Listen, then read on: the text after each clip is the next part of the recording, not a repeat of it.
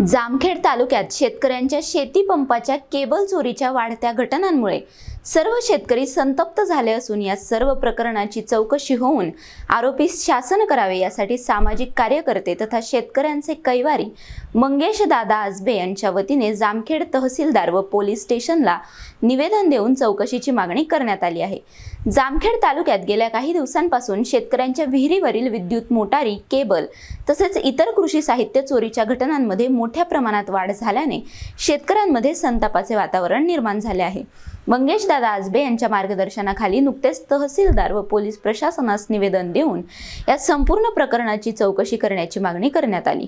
गेल्या 3-4 वर्षांपासून चोरीच्या घटना सातत्याने वाढत असून पोलिसांना काही प्रमाणात तांब्याच्या तारा व स्टील केबलचा माल जप्त केल्याची माहिती आहे। चोरीच्या घटनांमध्ये दोषी असलेल्या भंडारी स्टील या दुकानदारांवर तसेच चोरीचा माल खरेदी करणाऱ्यांवर कठोर कारवाई झाली नाही तर सर्व शेतकरी बांधवांना सोबत घेऊन तीव्र आंदोलन छेडण्याचा इशाराही या निवेदनातून देण्यात आला आहे।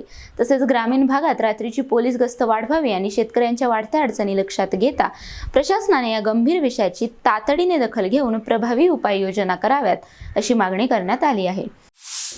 या बाबतीमध्ये मी आपले तालुक्याचे जे पोलीस इन्स्पेक्टर आहेत श्री चौधरी साहेब यांच्याशी सविस्तर चर्चा करून या बाबतीत चांगली उपाययोजना करण्याचा मी धोरण घेतलं।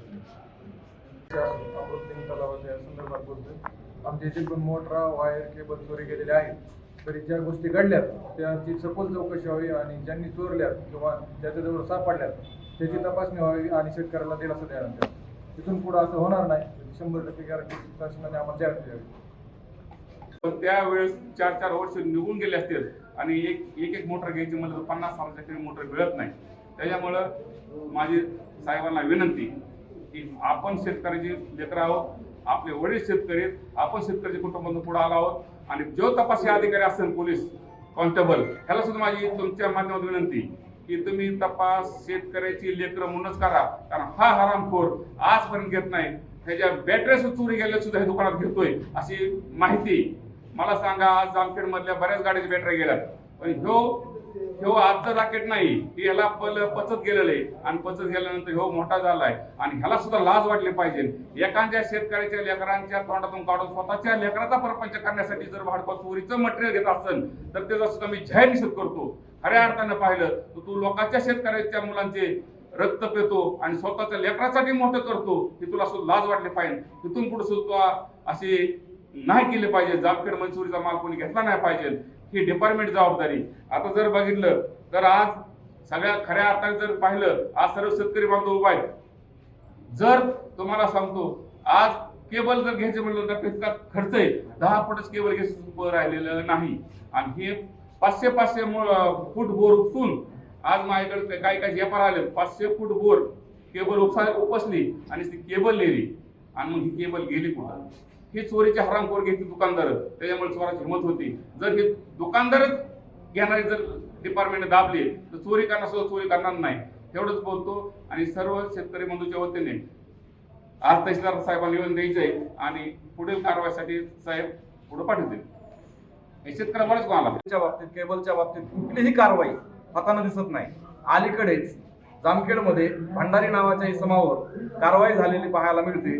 20 लाखाचा मुद्देमाल काही जप्त आहे असं मला वाटतं। तो मुद्देमाल जप्त करून चालणार नाही। जो कोणी त्यांच्याकडे आणून दिला त्या चोरांची नावं जाहीर करणं गरजेचं आहे। त्या चोरांना अटक करून यामागे कोणचं रॅकेट आहे हे तपासणं गरजेचं आहे आणि त्या चोरांना रस्त्यावर न्यायालयीन परवानगीनं शेतकऱ्यांच्या शेतोपयोगी वस्तूला हात लावला, शेतोपयोगी वस्तूवर त्यांनी चोरीचा डल्ला केला म्हणून त्यांची धिंड काढणं गरजेचं आहे। तरच ह्या चोऱ्या थांबतील आणि शेतकऱ्यांना सहकार्य होईल। आपण नुसतं महापुरुषांची नावं घेतो, महापुरुषांच्या नावाने मतं मागतो आणि शेतकऱ्यांच्या जीवावर हा जगाचा पोशिंदा भारतातील महाराष्ट्रातील शेतकरी आहे, तो पिकवतो, अन्नधान्य पिकवतो म्हणून आपण सर्वजण जगतो आहोत त्याच्या जीवावर आणि त्याच्या जीवावर जगत असताना त्यालाच संरक्षण दिलं जात नाही, ही अत्यंत खेदाची बाब आहे। तरी मी तहसील पोलीस प्रशासनाला नम्र निवेदन करतो की आपण याची तात्काळ दखल घेऊन हा कोण जो चोर आहे माल घेणारा आणि त्याला आणून देणारे हे सगळ्यांची नावं जाहीर करून कारवाई करावी, नाहीतर पुढील काळात भव्य असा मोर्चा या जामखेड तालुक्यामध्ये तहसील कार्यालयावर काढला जाईल, याची दखल घ्या. नंदू परदेशी, NTV न्यूज मराठी, जामखेड, अहिल्यानगर.